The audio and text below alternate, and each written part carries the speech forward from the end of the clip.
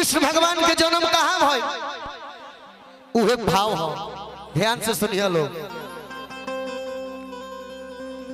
Hello वाह hello hello अरे तजलवे में भइल जे कर जनामावा सुनले हो खबर जादो जी के नामावा।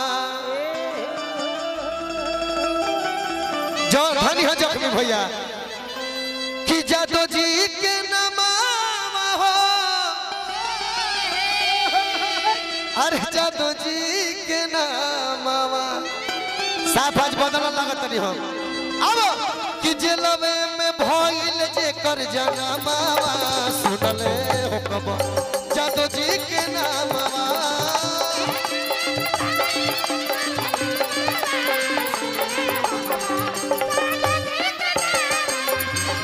जेलवे में भइल जे कर जनामावा सुनले हो खबर जादो जी के नामावा।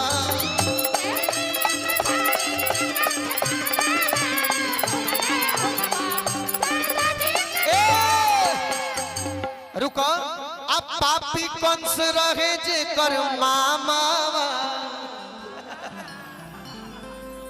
असही गा के एकरा को हम डाल दे आई वायरल करा दिल बल्लो जख्मी भैया के लिखल गीत था कि पापी कंस रहे जे कर मामावा सुनले हो खबर जादो जी के नामावा।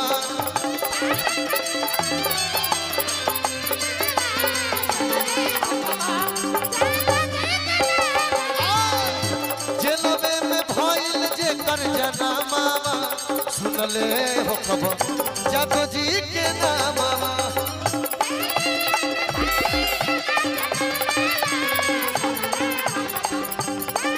ए भैया रुको अंतिम बार अंतिम लाइन तेज तेजस्वी भैया खातिर कहतनी कि सरकार चाहता हो सरकार चाहता हो सरकार चाहता के कर कि अब की लालू के लाल के बिहार चाहता।